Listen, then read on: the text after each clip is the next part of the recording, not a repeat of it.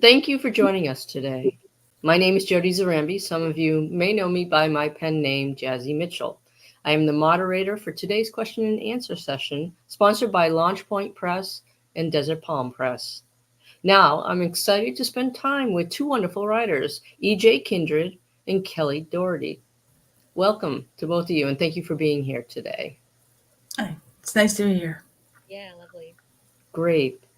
So we're going to go right into this, but before we start the readings um, of your works, which we will find out about more in a moment, if you're watching this live, feel free to comment wherever you are or submit questions, and we will definitely show those and ask away. So we're going to have Kellie Doherty read today from Ink Stains and Ill-Fated Lies.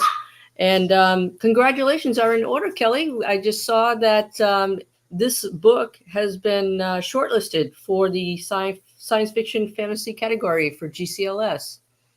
Thank you. Yeah, thank you so much. I really appreciate the congrats. I'm pretty excited about it. Yeah, definitely. That's a great honor. So, Kellie, before you start reading, please tell us what the story is about and set up the scene. Yeah. So this story is called Ink Stains and Ill-Fated Lies. It is a high fantasy story, the third book in my series called The Broken Chronicles. It centers on a wandering scribe named Abderus. She is super curious, and her curiosity pushes her to inspect the sun goddess worshippers' hideout. And the sun goddess worshippers are basically a cult in my world. She gets kidnapped because she's not supposed to be there and is taken to their society. She's forced to use her quill to record their side of history, and in doing so, she discovers some unique ancient crafting, and crafting is what I call magic in my world. Her curiosity twists in ways even she didn't anticipate while she's with these people. She's always wanted to be the hero of the stories instead of just writing about them, and she finally gets to be one by any means necessary. So, in order to set up the scene in this section, Daris has already been kidnapped. She has been taken to an underground research lab by a young researcher named Schrock. Daris has been instructed to basically record all of the different jewelry pieces around the lab, and Schrock just did a demonstration for her. And basically, the jewelry pieces can hold a different type of magic or crafting within them so that their wearer can harness that crafting. It's a very strange sort of crafting that Adaris has never seen before. And to use a high fantasy trope, these are basically magical artifacts. So here we go. Disappointment, excuse me, disappointment made Adaris's shoulders slump. Well then, what are the jewelry pieces called? Bound artifacts. Slipping her glove back on, Schrock tightened her fingers into a fist. And that's where you and your crafting come into play. My crafting. The words, excuse me, the words sank into Adaris. Her crafting was terrible. The child could probably heal better than she could. The last thing she needed was this sunsick researcher deciding she was useless. Focus on your work, scribe. What the depths is a bound artifact. Pulling out her book and quill, Adaris leaned on the bookshelf as nonchalantly as her racing heart would allow. She started a new page. You wanted me to record these artifacts. Well, I have some questions then. How many bound artifacts do you have? Schrock gestured at the jewelry around her. These, the ones in the community, mine. How do you bind the crafting to these jewelry pieces? Can anyone use them? I create them, and anyone can use them. Once I perfect them, we send them away so our people can use them to better Panarai's cause. Our cause. I create more as resources allow. Schrock plucked a stray orange gemstone from the bookshelf and scowled. My best work fell to our enemies. Two crimson crystals that harness nature crafting to become completely invisible.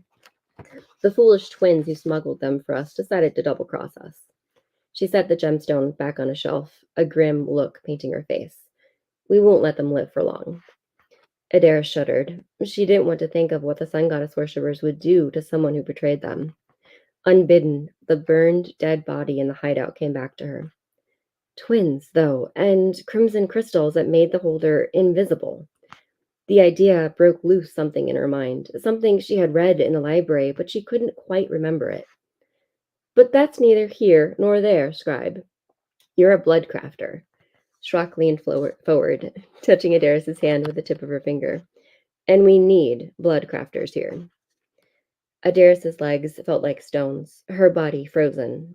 Like any Divis, this child could kill her between one heartbeat and the next. Yes, I'm an adequate blood crafter. Adequate can mean a good many things. Let's test it, shall we? Schrock selected a thin piece of glass from the bookshelf and smashed it onto the stone.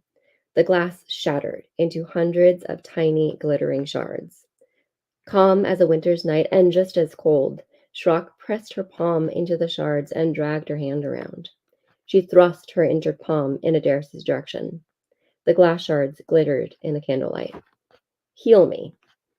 Depths. Adaris gasped at the injury. The glass had embedded himself into Schrock's skin like a starscape. It would take some skill to remove all those shards. Skill she might not have. This was a test, and she knew she had to at least try. She could be killed for it if she didn't. Sinking into her crafting, Adaris welcomed its familiar warmth, a calming sensation that went far deeper than the aconite did. White fog washed out the true colors of the world. Pressing one hand on the back of Schrock's and the other on her wrist, Adaris pulled her crafting. The white light traced her veins and sank into the young researcher, then brightened the cuts. Adaris focused, narrowing her gaze on the glittering shards, directing her crafting to push them out of Schrock's flesh so she could heal the wounds. Like vines, her crafting pushed the shards out, one by one.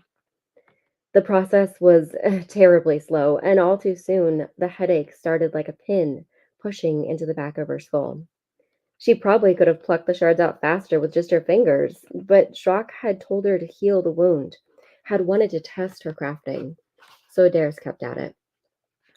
One by one by one, the glass fragments popped out of Schrock's skin, dropping like rain to the stone floor. Adaris's headache pushed deeper into her skull, and her energy flagged as she poured more of herself into her crafting.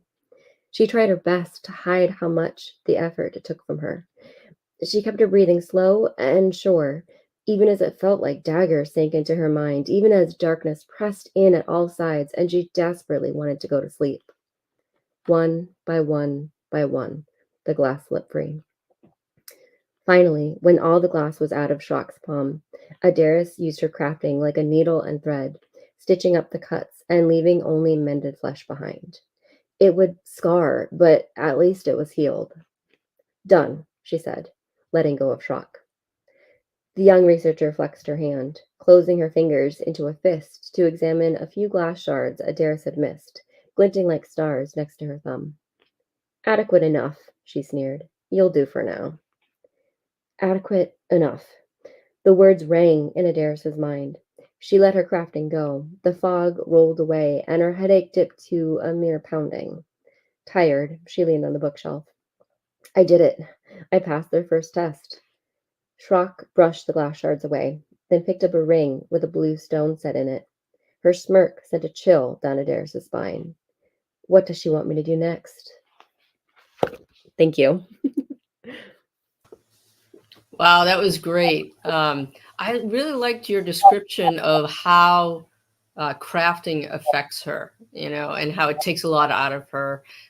Really enjoyed that. And I like that there are these tests that she has to kind of pass in order to stay alive for her survival. Shows that how high the stakes are. So thanks for reading that.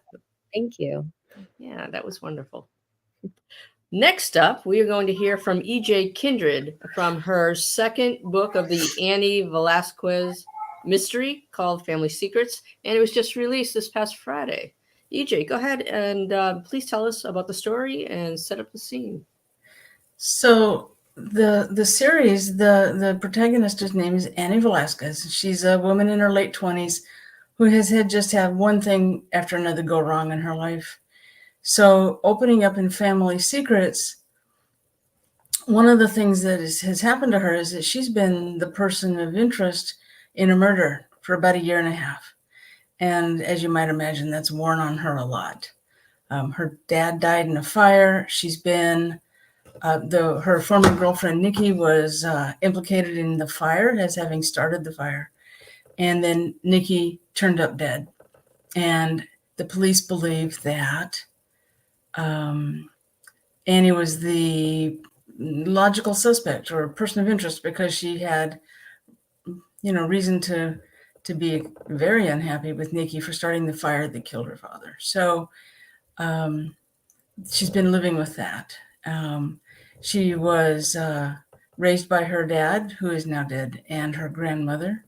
And so when Family Secrets starts, that's where she is. And she and her brother have decided to rebuild the bike shop, which is where the fire was. And she's out running an errand. And that is where this scene, that's where the book begins. And then the next day, after she's out running that errand, is where this scene begins, when she and her lawyer, Patrick, go to the Portland Police Homicide Division to talk to the investigator. The characters in this section are Annie, of course. Patrick is a lifelong friend who's now her attorney. Beth O'Brien is the lead homicide detective, and there's a new detective added to the crew whose name is Ted Winston. And that's the cast of characters in this scene.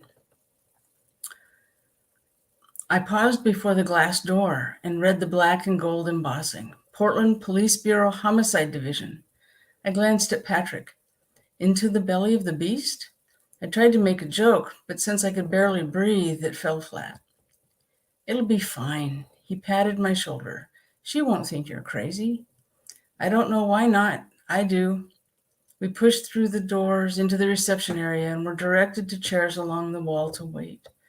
I tried to sit still, but not until Patrick put his hand on my knee did I realize how much I was fidgeting.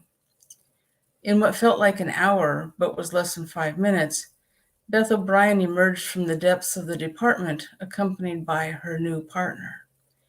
Any other time, my attention would have focused on Beth. Her heart-shaped face, deep brown eyes, and blonde hair made my pulse quicken no matter how many times I saw her. This time, the man who accompanied her drew my eye. He was about 6 feet tall, with a severe crew cut and the broadest shoulders I'd ever seen. Maybe he thought his expression showed he was a serious professional, but from my perspective, he was forbidding. My nervousness ramped up to 11 on a scale of 10. Hi, Annie, Patrick, Beth greeted us. How have you been? Let me introduce you to Ted Winston. He's new to the Portland Bureau and he's joining our team. We all shook hands before she led us to her office, where we settled into the 2 chairs positioned for guests in front of her desk. Winston sat in a chair at the side of Beth's desk, leaned back and propped one ankle onto the opposite knee. Before we get started, Beth said, I want you to know Ted has as much experience investigating homicides as I do, but I'm still the lead on your case. You can have the same confidence in him I hope you have in me. Do you have any questions? No, Patrick spoke for both of us. Okay then, what did you want to talk to me about? Patrick, when you called, you mentioned you might have new information about the case. As far as I know, there's nothing new to report. I took a deep breath and let it out. That, I said slowly, might not be entirely true. Oh? Seeming intrigued, she took a pad of yellow paper and a pen from the desk drawer, ready to take notes. Winston pulled a notepad and a pen from his jacket pocket. I'd given a lot of thought to how I would tell my story, whether to lead with a surprising or was it shocking detail, or build up to it. In the moment, and putting aside my concerns about making an unfavorable first impression with the new detective, I decided on the latter. As you know, my brother Joe and I decided to reopen my dad's bicycle shop. She waited, pen poised. My brother is good friends with the builders, so we agreed to pick up supplies and do some other work for the construction crew. Yesterday afternoon, I went up to North Portland to one of the building supply places. I gave them the name of the company, which both detectives jotted down. After I was done, I stopped for coffee at a place they recommended, Jolene's Java Joint. Oh, I've had their lattes, Beth said. Excellent coffee. She added its names to her note. I studied my hands, which I had clenched tightly together. I deliberately relaxed them, flexing my fingers while trying to breathe and hoping for the best. Before I spoke to the waiting detectives, I glanced at Patrick, and he gave me a reassuring nod. Beth didn't speak, letting me take my time. Winston was also still. Okay, I finally said, I don't know what you'll think about this. Hell, I don't know what to think of it myself. I paused again, not for effect, but to steel myself against their reactions. I saw Nikki Fleming at the coffee shop. She's alive. If I'd never fully understood the phrase, so quiet you could hear a pin drop, now I did. Beth didn't move, didn't speak, didn't blink, and I wasn't sure she was even breathing until she said, "Tell me more." I did. I told her about the rain, about opening the door and coming face to face with someone I'd longed to believe was dead. I described how her eyes went wide, how she lost all color in her face, and how she tried to say I had her confused with someone else. I recounted watching the woman run to her van in an apparent panic, even discarding her coffee on the way and leaving in a rush. She almost ran over two people in the parking lot, and she looked back in my direction before she turned the corner. While both detectives made notes, I tried to quell my pounding heartbeat. What if they didn't believe me? What if they thought I was making it all up to get out from under the investigation? What if Winston wrote me off as a crackpot in our first meeting? What if I'd truly cracked under the pressure from the last year and a half? After an eternity, probably far less than a minute, Beth looked up for her notes, and her next words surprised me. What was she driving? I wasn't sure my jaw didn't drop slightly in surprise.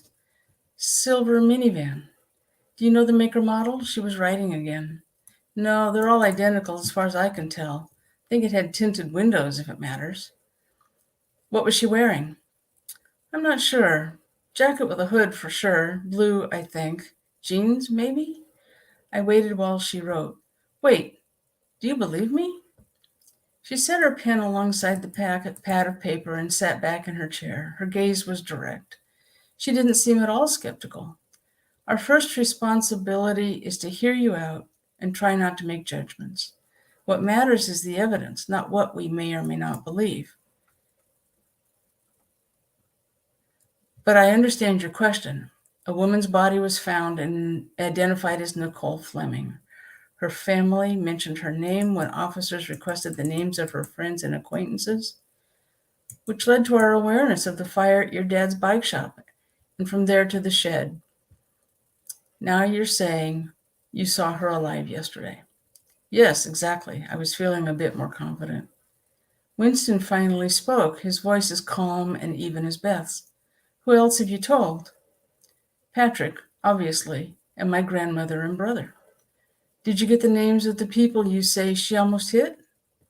I glanced at Patrick, startled by Winston's question. He appeared concerned, but said, Go ahead. No, we spoke for a moment about the close call they had, and they went into the coffee shop. A knot started to form in my chest. You claim to have had witnesses, Winston said. We would want to talk with them. I opened my mouth to object, but Patrick's hand on my arm reined me in. Detective Winston, would you expect her to ask those people for contact information in such circumstances? It was a passing incident. She checked to make sure they were unharmed, which is what any decent person would do. What are you implying? She wants us to believe her, doesn't she? Winston's eyes narrowed. We're getting off track here, Beth said.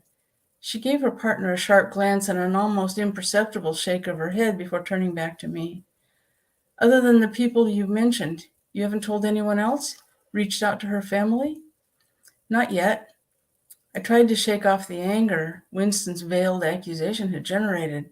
I'm having dinner with two friends tonight, and I'll tell them. Annie, I know it's hard, she said, but you shouldn't tell anyone else. Why the hell not? I pulled Pat away from Patrick's restraining hand. They knew Nikki almost as well as I did. We were all close. But the more people who know will complicate. I took a breath and dialed it back. I'm sorry, but you have to understand, they're my dearest friends. The four of us were as close as friends could be all the way through college and ever since. And they loved my dad almost as much as I did. They've seen the hell my life has been since the day he died. And I'll stop there.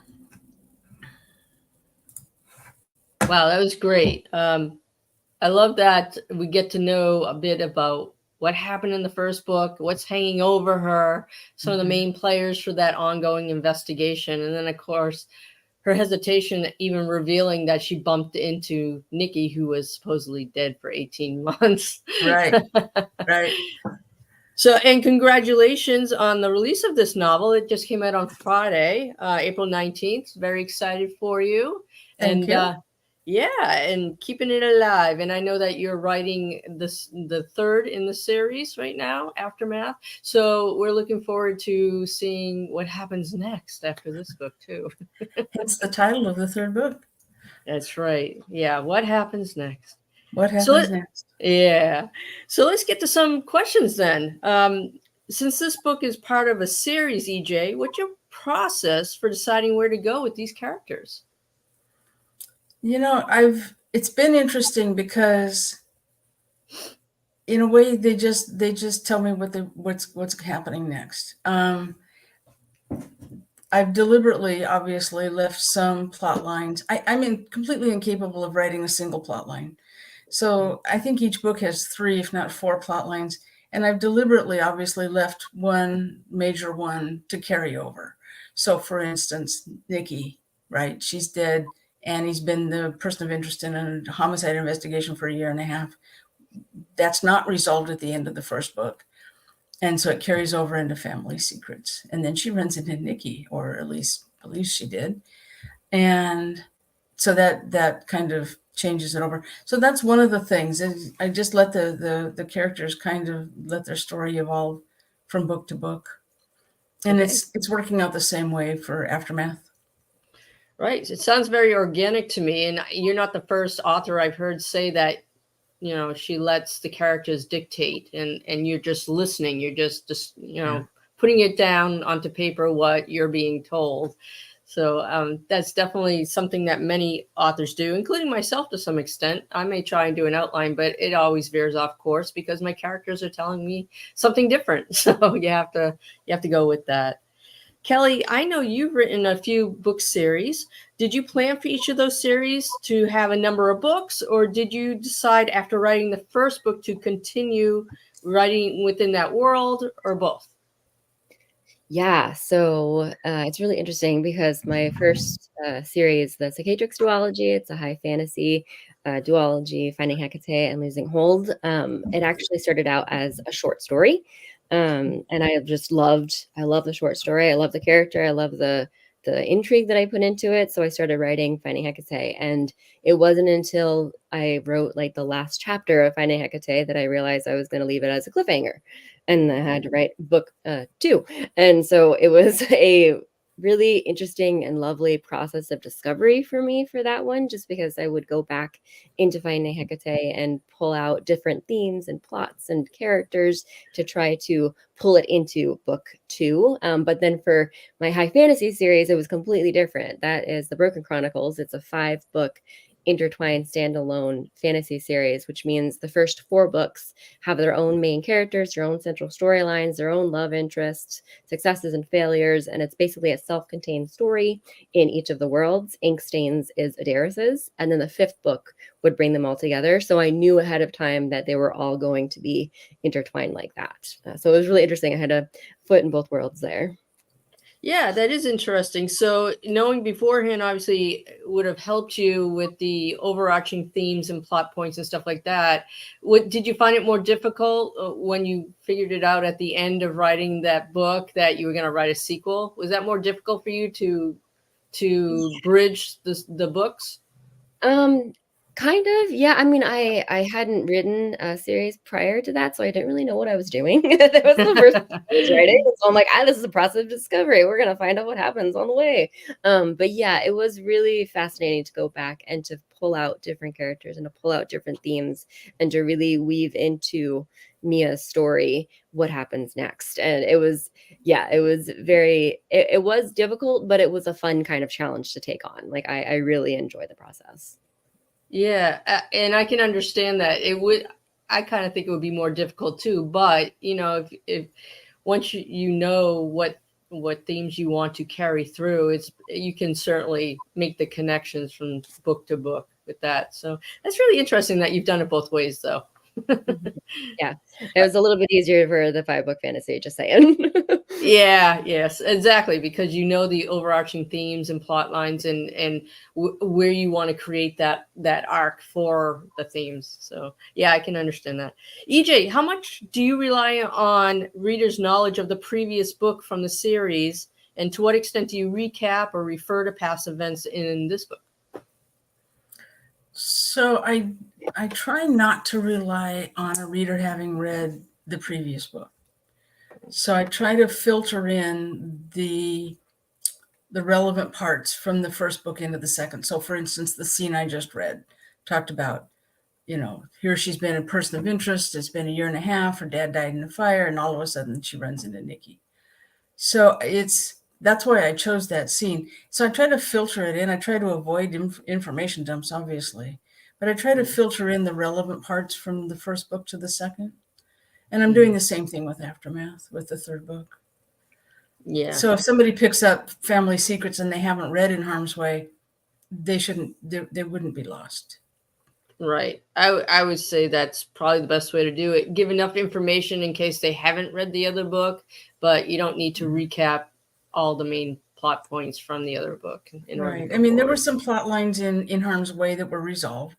Mm-hmm. And if, I would hope that somebody would pick it up and go, oh, I want to read the first one too, but they don't have to. Right. They're sufficiently, they're related and they are a continuation in some ways, but I'd already said it. I try to filter in what they need to know for the second book from the first one. Right. Kellie, since your books are sci-fi or fantasy, how much research do you complete to prepare when writing a book? And what are some of the topics you research, such as for the book you read from today? Yeah, so researching is always a fascinating process because especially when you're building a world, you have to know everything about the world. even though your readers are not going to know everything, you, the author, do have to know all the different cultures and the different landscapes and the different fighting styles and the different foods they eat. So it's a lot of that of like trying to find inspiration from real world instances, as well as the books that I read and the different media that I consume. But usually I focus on researching like settings. I do a lot of like fighting styles because a lot of my books have a lot of action in them. So got to figure that out. For sci-fi particularly, I like to research space stuff, which makes sense because it's set in space. Like how long would a body last out in space is a thing that I had to research. Nanotechnology was also a really big thing I researched. For fantasy, I usually look at like cool weaponry or mythological creatures, like interesting places that I could set my books in. But for Inkstand specifically, I was really inspired.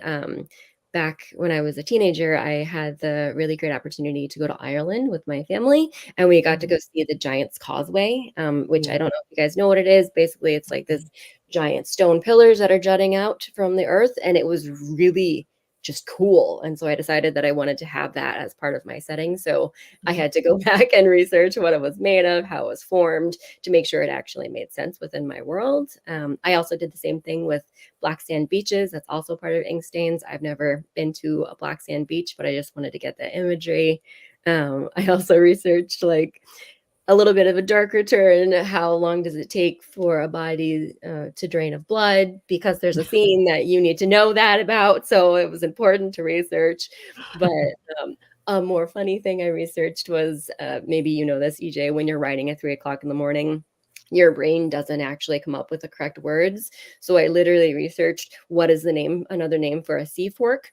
I meant trident, but I didn't know the word. And I'm like, what's a sea fork? I swear it's a thing. And Google's like, you mean trident? And I was like, I don't know what I'm doing. But and then another really big thing I got to research in ink stains was I like creating mythological creatures. I like creating new beasts to explore, and one of them was a slither, which is a half bird, half snake. And so I researched the different mannerisms of snakes, like how do they attack their prey, and what happens when a bird gets shocked. So I can like put those into my story, and it was really fun to learn about all the different sounds the creatures make. Wow, that's great. And I've been to Giant's Causeway, and it is magical, really. Just such a great place. Yeah, it's really amazing. Yeah, I was there a few years ago too, and just the geology of it, you could just stand there for hours, you know. Yeah, and you feel so small when you're there too. I was like, it's so big. I was like, good God, I'm tiny right now. Well, and then the story, and then the story that they assigned to it, the mythology of it, the Giant's Causeway. I thought it was fascinating. Yeah, same. Me too. So EJ, now that you let me backtrack a little bit. How are you doing now as opposed to your first book release? So do you feel more confident navigating the publishing process, or is this still pretty frustrating? We're getting weird sound effects. I hear it too. So one of the things that's different for me this time as opposed to the first time is I was less worried about it. It was like, okay, it's happening, you know, hand it to you. I don't have to deal with it anymore. That kind of thing. And I learned way more about and it's still an ongoing thing, about marketing and getting the word out and that kind of thing. And I'm terrible at it, and I need to be better. But I've been trying to do more, and so there's that, you know, and asking for people for reviews and that kind of thing. So it's all a learning experience. Oh, that's for sure. And I think that promoting has changed over the years too. I'm hearing feedback, but I'm not sure why. But I do think that over time, promoting has really come forward more, especially with the social media and websites and other platforms. There are more opportunities, but it does mean that you're spending more time on that aspect of being a published writer. So, and it's always more. There's always new ways to promote that we learn about. So Kellie, now that you've had several books published, what have you learned that you wish you knew while preparing for your first book to be published? Yeah, so fascinating question. I think first, I wish I would have known that I didn't have to, because you would do the editorial process, right? You have developmental editors, and you have copy editors, proofreaders, those sort of things. And I wish that when I first got my book back for the first developmental edit, that I didn't have to do it all in one weekend, because I thought I was being really smart and just power through it. And turns out that's just really overwhelming. You don't have to do that. You could spread it out. So I wish I would have known that, because that would have made the process a little bit less stressful to take it a little bit more step by step. And then speaking about marketing, I also wished that I understood that marketing was a long haul. It's a marathon, not a sprint. And so it's really important to have that anchor date of a pub date. And I really shot for that. I did a lot of stuff around that, but also I wish I had understood that you're going to be talking about your book long after it's published. You're going to be celebrating it long after it's done. You're going to be starting new things and new techniques and new campaigns around your books. And so you don't necessarily have to anchor everything on that pub date. You can have stuff sprinkled out afterwards too. So if I go back, that's what I would tell my younger self. And that's great insight, and something you don't really get until you've experienced it to some extent, because yeah, you'd want the big push once it's released, but it is ongoing. I still do readings from, my first book that I had published and so on. And whenever you have the opportunity to promote any of your books, you want to take that. I know I Heart Sapphic, they have their running promotions that we're able to participate in, and that's for all of your books. You can sign up all of them. So it doesn't matter when they were published. So that is a great insight. And also your insight about the editing process. I understand what you're saying because I used to try and push through too. But really, it's helpful to have a little bit of distance and really look at what the comments are and the changes are before diving into it, so that you're in the right headspace to really make the changes instead of just saying, oh my God, look at all these comments, these are horrible comments, I hate my editor. So it's good to take a little bit of time on that. And I say that laughing because, of course, Kelly used to be my editor, so I can say that. I completely. Yeah. So this question's for both of you. When did you start writing, and how did you know you wanted to become published? So EJ, why don't you take that first? I started writing stories when I was old enough to hold a pencil. Nice. And for some reason that I'll never understand, my mom actually kept some of them, and I got them recently, and they're hideous, of course, but yeah. And I never thought about publication. The only reason I ever got published in the first place is because Lori Lake called me up and said, let's publish your book. And I went, what? And was a little shocked and almost dropped the phone. Right. And used some colorful vocabulary. And it wasn't even finished. I'd been picking at that at In Harm's Way. I'd been picking at it for 2 or 3 years and not really doing anything with it because I wasn't going to do anything with it. So that's how that got started. So it's all her fault. Well, we're glad you decided to keep on writing and having your books published. And so, Kelly, how about you? When did you start writing, and how did you know you wanted to become published? Yeah, so I started writing when I was a very young teenager. I actually started writing fan fiction, Digimon and Pokemon, because I'm a geek like that. And I actually published it on fanfiction.net. There we go. Back in the day. And then I evolved eventually to writing my own fiction, where I published it on fictionpress.net. Later on, I think it was like a little bit older teen, I was realizing that a lot of the books that I was reading didn't have very many queer characters in them. And if they did have a queer character, it would be a coming out story, which is very valid, very important. You need those stories all the time. But I had wanted to see stories where the character was queer and they did really amazing, awesome, badass stuff. Being queer was like one facet of their personality, not their whole thing. And so that's kind of where the dream emerged of like, wow, I could write those stories for my community. So I decided to pursue that. That's awesome. Yeah. And it's nice to, yes, the character is lesbian, but that's not the whole reason for the book. There's this kick-ass, woman who's going through this adventure, and that other part is just part of her identity. So yeah, I like that. So for both of you, what inspired the idea for the book you read from today, and how'd you come up with the plot for it? EJ.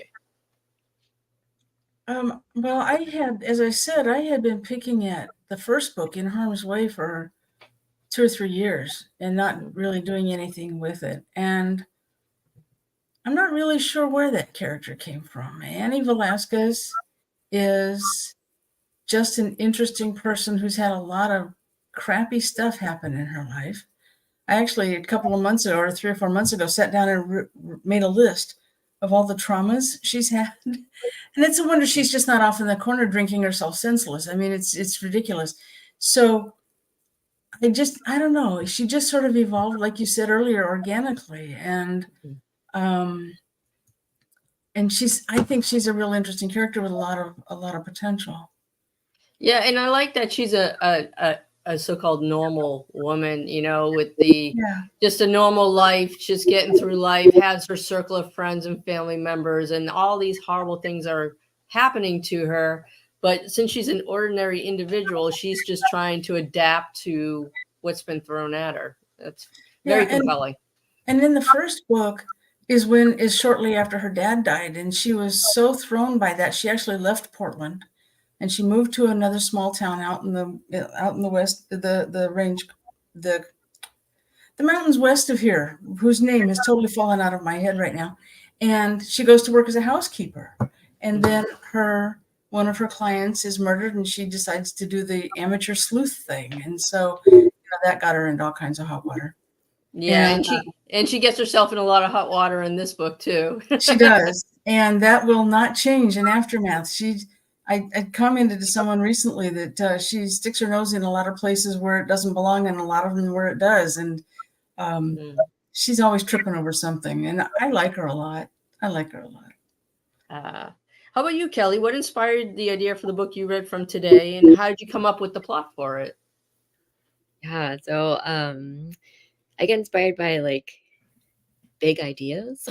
So for this one, for Adaris, for Inkstains, I had wanted to write a story about a woman who told one really big lie that ruined her life and that ruined the person she lied about life. That's why Adaris is a disgraced wandering scribe. She told a really big lie and she's trying to recap her reputation.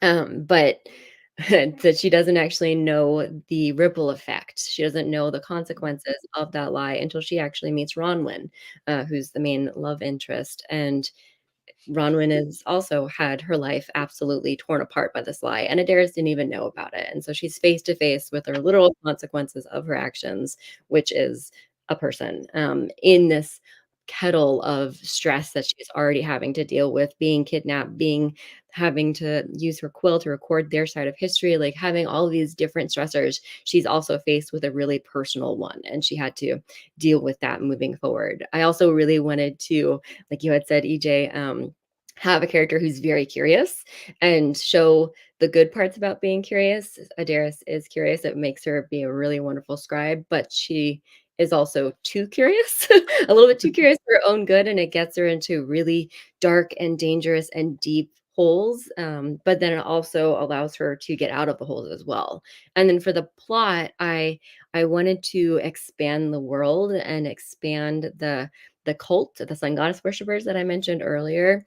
I had really intentionally positioned the sun goddess worshippers as these worshippers of an evil goddess. They're called Panaraya. She's this vengeful, wrathful, fiery goddess, and so her followers are vengeful, wrathful, fiery.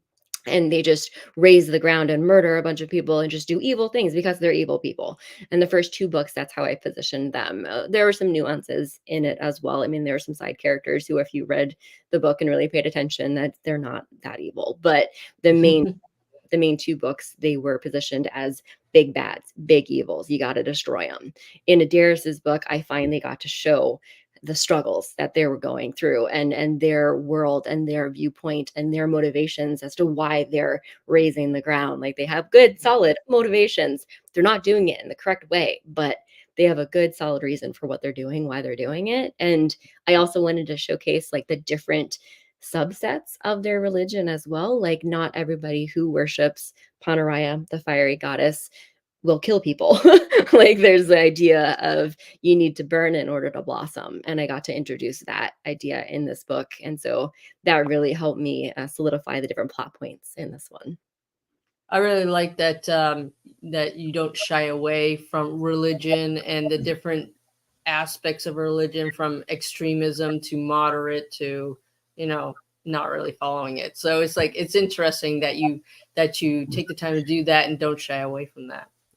Yeah, it's really fun. I find it's really fun to create a different religion. And I really like the duology I have in mind. Panaraya is the fiery, wrathful sun goddess, and Alaraya, her sister, siblings, is the moon goddess, who's a protector, gentler sort. And so it's just really fun to play with that dynamic back and forth. Absolutely. So one last question for both of you. How do you prepare for each book, and how much of your own past experiences do you incorporate into those books, or how much of societal events, pop up in your writing? EJ, you want to try that first? My books actually, they're not terribly referential to current events, simply because they wouldn't age well. So I try to avoid, especially major events, I try to center them around Portland, simply because that's where I am. And so that there's a little bit of background that way. But I don't really really tie, except for the occasional phrase. So, for instance, in Aftermath, I have two of the characters talking, and one of them says, "Oh, that is so not you." Well, that's that's kind of a current thing people say. It's not going to last, but I put it in anyway because it fit. But I don't really refer to news events or anything like that because it's just I feel it wouldn't age, like the pandemic or anything that's going on or politics or whatever. I just don't do it. Well, what about your own past experiences? Do you incorporate those into your books at all? No, not really. Not really. I mean, maybe I do it without realizing it. About what are my friends like and that kind of thing, and what are people around me have been like, and maybe I do that without realizing it. But I don't intentionally do that. No. All right. How about you, Kellie? Yeah, so for me, I do incorporate some big experiences and events, not necessarily events, but like obviously holidays, birthdays, those bigger celebration events, because a lot of my books incorporate those. I also, because a lot of my books have big scale, dangerous things happen. I like to look at like in real life attacks to see how a big crowd would react to like a bomb going off or to like them getting attacked. And so it's kind of a darker turn there, but I do like to research those sort of things so I can make sure that the characters respond appropriately. For my past experiences, though, I've already mentioned it, but I incorporate siblings in all of my stories and all of my books. And it's because I have a sibling. I have an older sister, and she is the best human in the world. And she has shaped me into who I am. And I want to honor that by incorporating siblings in all of my books. And it's either the main characters or the side characters or even the goddess sisters. And so I just really like to incorporate that dynamic as well, because you can either have siblings who are really close knit and who would die for each other, or you can have siblings who are just not even knowing each other. Like they could be broken apart. And so I really love playing those characters and incorporating that dynamic, especially like the snarky siblings, where if I can call my sister a name, but if somebody else calls her that name, I'd be like, yeah, no, you're not allowed to do that. I am allowed to do that. No one else is allowed to do this. So I love a sibling dynamic, and I always incorporate it. Oh, that's awesome. That's really awesome. Well, you know, our time's almost done. So what I want to do is give you both the opportunity to tell us anything you want us to know about the project you read from today or about one of your other projects. EJ, why don't you go first? Well, I think I've pretty well covered family secrets. Of course, there's more than one plot line. There's her grandmother, who is Grandma Natalie. She's going to have an interesting time of things in family secrets and also in Aftermath.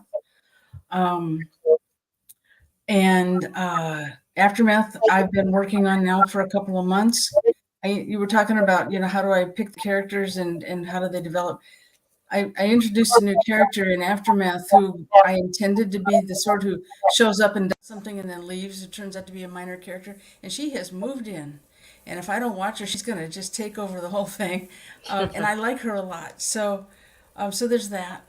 Annie's always going to be Annie. She just can't help herself. She's got to stick her nose in everybody's business, and she always means well, but it doesn't always end well for her. So yeah. So we need to follow the adventures of Annie. Yeah. When I make a reference to it, I say the adventures and misadventures, because she tends to trip over her own feet every once in a while. And Kellie, how about you? Yeah, so my story was Ink Stains and Ill-Fated Lies. It is about a Darris who's a disgraced wandering scribe. It is book 3 in my Broken Chronicles. I'm working on book 4 right now. Yay. Some things about the book. I really like the character of Byrne. He is one of the younger characters, and I was able to showcase, like I was talking about earlier, the different facets of the goddess worshippers. He's one of them who has a really curious and wonderful outlook on the fiery sun goddess. I also really like Ronwyn. I think you guys are like her too. She's very spunky, very snarky. She's the love interest of the Darris. Nice. Well, I'm sorry to say we've run out of time. I'd like to thank EJ and Kelly for joining me today. And this session has been brought to you by Desert Palm Press and Launch Point Press. We are sister presses and have collaborated to offer these live streams to you on a monthly basis. Our next session will be author readings on Sunday, May 26th, when we'll hear from some fabulous writers, including Nettie Burns, Jane Alden, K.L. Mitchell, Alicia Gale, and Edith Zeidelberger. Until then, I hope you'll visit desertpalmpress.com and launchpointpress.com and take a look at all the wonderful authors they have with them. Until then, I hope you have a wonderful day.